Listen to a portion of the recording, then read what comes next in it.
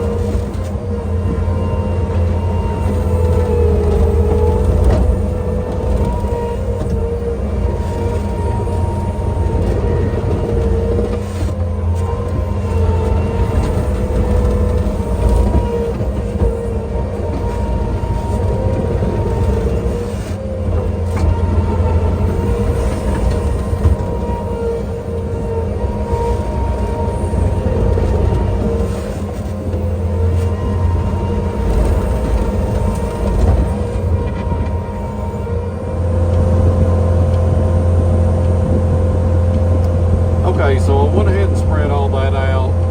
What I'll do now is kind of go on the top like I was talking to before. That's kind of a step that I typically wouldn't do, but sorry if the video's a little shaky. I've got this mount and it may be a little jumpy or whatever, but what I'll do now is just start going over the top. I will spread this down.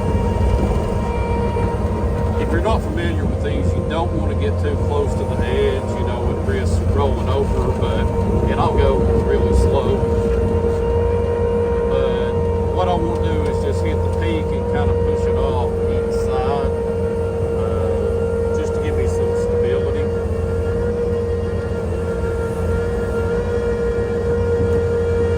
After you run these for a while, you'll kind of get used to, if you start leaning, it may be a little bit unsteady. I felt it a little bit there. So I'll just kind of move over a little, go over this.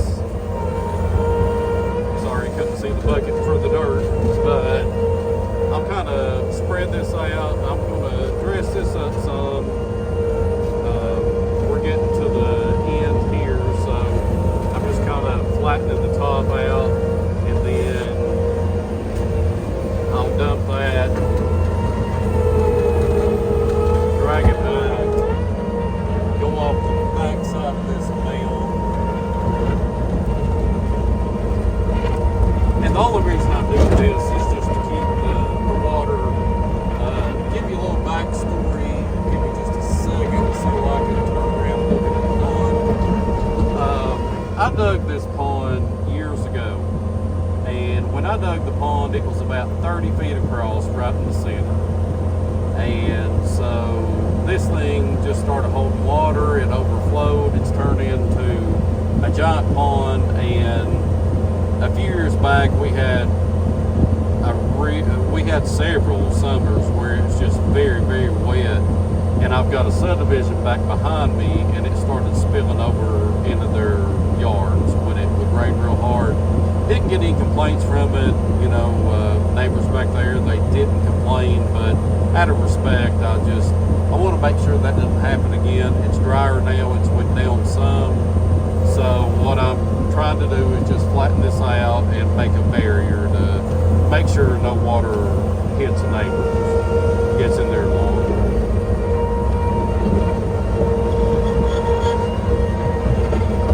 Okay, so now what I'll do on the right side, I'm just going to lightly skim this, let the Bobcat till. I'll kind of take this crown off the right side, let the dirt flow over,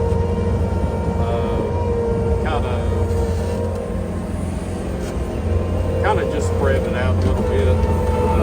May edit some of this out and make for a long video, but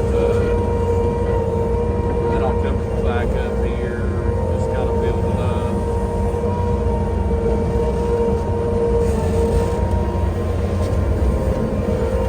Okay, so now what I'll do is just back drag all this. I'm gonna look behind me, go back through here.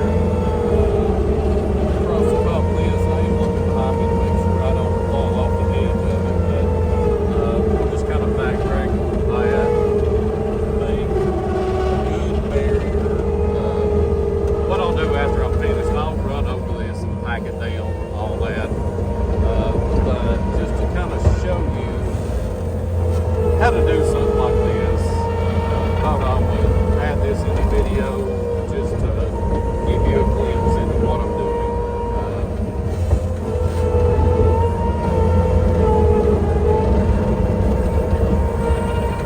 So now if the water comes up, it'll fill up to that bank, maybe fill some of this in where I've dug out this little pond. It may raise up, something like that. Later on, I'll take a track hoe and just kind of dig all that out after I get every fish established, everything done to it that I want to do. But just wanted to add this in the video.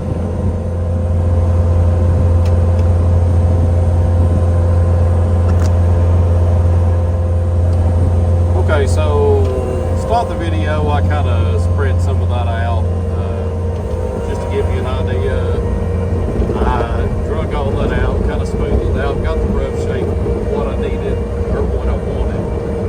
And what I'll do now is I will come in and just back drag this.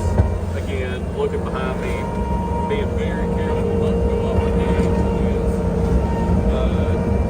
You can see when you back over it, it smooths it out pretty nicely.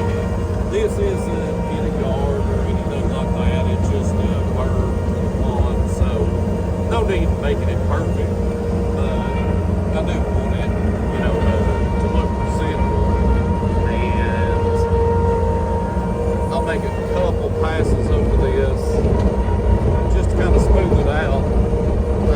We have not had rain in a while. This is very, very dry. I'll try to wait, let it rain on this, kind of let some of it settle. I'll go back over it, and then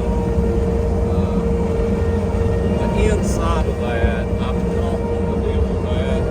I'll come in over the top of the berm, kind of, you can see right there, all that, you know, it's pretty rough, but I'll let this to the right, I'll let that pack down. And when it's pretty solid, after it rains on it a few times, I'll come in and kind of dress that up a little bit just to make sure it looks good. But right now, I'm just giving you an idea. After you spread dirt, you can take this bucket and just back drag it and smooth it out very nicely. I do have a hardly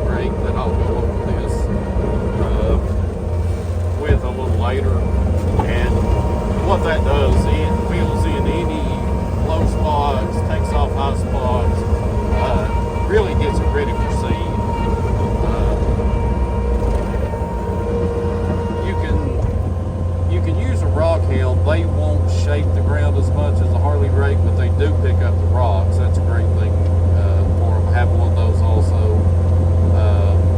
And that's very good, like final preparation on lawn or whatever, but those Harley rakes, they do well also. But just wanted to give you an idea of